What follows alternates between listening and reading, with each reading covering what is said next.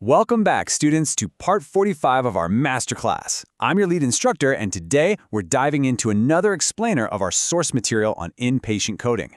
Now, in part 44, we covered MDC 03 and 04, so the ENT and respiratory systems. Today, we're diving straight into the heart of the matter. Literally, we are tackling major diagnostic category 05, the circulatory system and cardiac DRGs. Let's get right into it because this category is absolutely one of the most complex, high-stakes areas you're going to encounter in inpatient coding. But real quick, before we jump into the intricacies of cardiac coding, if you are enjoying this lesson, please like, share, and subscribe to this channel and share it with friends for this free course on Decode Healthcare with Harshal.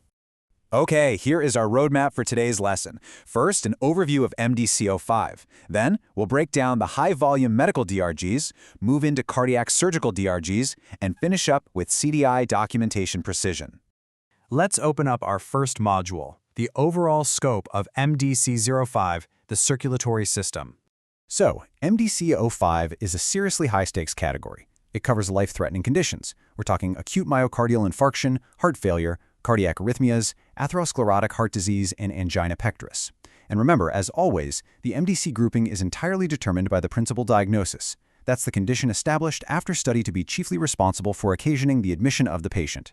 Let me give you an example. If a patient rolls in with severe chest pain, but the final diagnosis is an acute inferior wall MI, your principal diagnosis absolutely must be the MI, not the chest pain, to land in the correct DRG.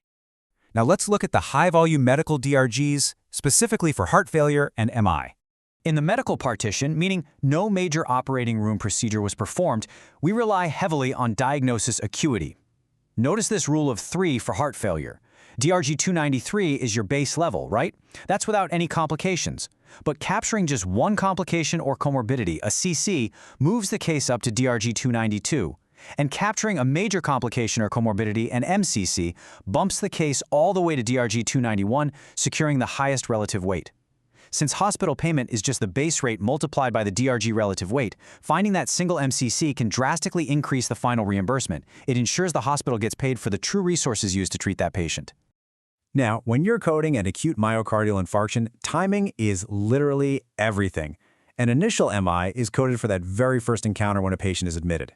But let's say that exact same patient is readmitted within 4 weeks with a myocardial infarction at a totally new site.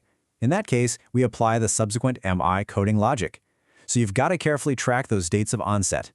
You also have to distinguish between the types of MI. For instance, is it a STEMI, an ST elevation myocardial infarction, or an NSTEMI?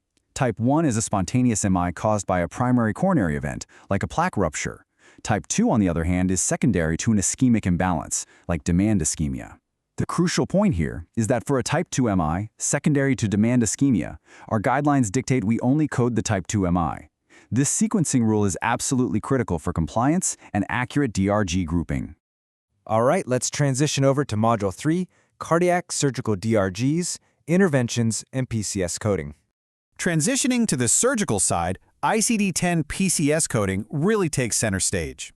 In PCS coding, identifying the correct root operation is crucial. There are 31 root operations that describe the primary objective of a procedure.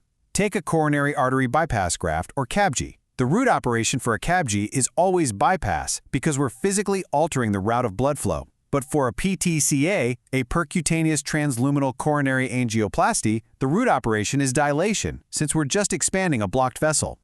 Every single ICD-10 PCS code requires you to build 7 characters sequentially. It goes like this: 1. Section. 2. Body system. 3. Root operation. 4. Body part. 5. Approach. 6. Device. And 7. Qualifier. It's like a giant puzzle. You have to build this code character by character straight from the operative report, ensuring total precision for your surgical DRG grouping.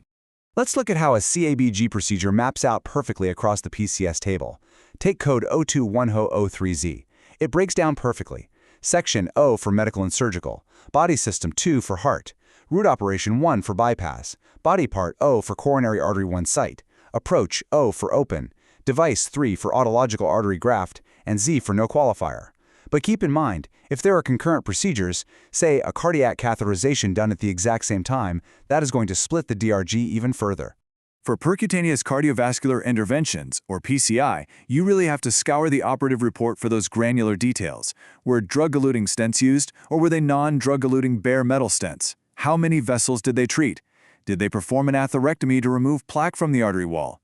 If an atherectomy is done during a PTCA, it maps to the root operation extirpation. Depending on all these factors, plus whether there's a concurrent AMI diagnosis, your case could group to DRG 246, 247, or 249. Beyond bypass and dilation, you always want to keep an eye out for other massive DRG drivers. Cardiac valve procedures like TAVR and SAVR are highly complex. Also, capturing the insertion of devices like pacemakers or an AICD, that's an automated implantable cardioverter defibrillator, is absolutely critical. An AICD is implanted to monitor and correct an abnormal heart rhythm. Missing this in your PCS coding leaves a huge amount of the hospital's resources completely unaccounted for. Moving into Module 4, let's talk about CDI precision and why documentation matters so much. Clinical Documentation Integrity, CDI, is quite literally the shield that protects a hospital's revenue cycle. Look at how specificity alters the code. If a chart just has a vague documentation of CHF, it defaults to an unspecified lower DRG. As a coder or a CDI specialist, you have to query the physician to capture the true specificity. Ask them, is it acute, chronic, or acute on chronic? Is it systolic, which is a pumping issue, or diastolic, a filling issue? A highly specific code like I50.23, acute on chronic systolic heart failure, acts as a powerful MCC. A vague CHF code just does not. Simply put, don't leave money on the table. You've got to scrutinize the patient's chart for high-yield CCs and MCCs that significantly escalate the severity of illness. You're looking for diagnoses like cardiogenic shock, atrial fibrillation with rapid ventricular response, hypertensive heart disease, and demand ischemia.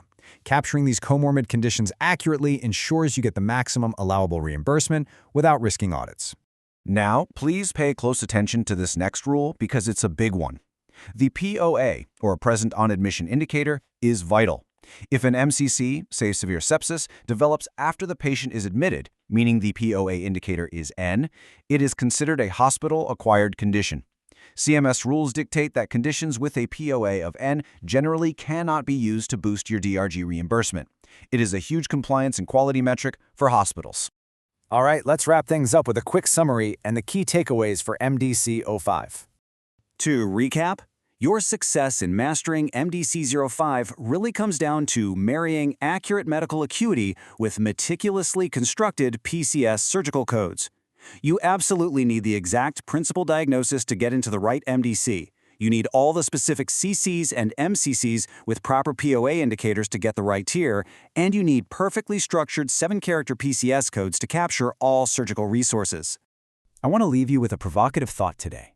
Think about the financial stakes here. Ask yourself how much revenue is lost over a single missed keyword like acute on chronic. It can literally alter the financial health of an entire hospital system. The precision of your coding directly impacts patient care data and revenue. So keep that sharp analytical mindset ready as we prepare to tackle the digestive and hepatobiliary systems in Part 46. Thank you so much for joining me for Part 45 of our masterclass.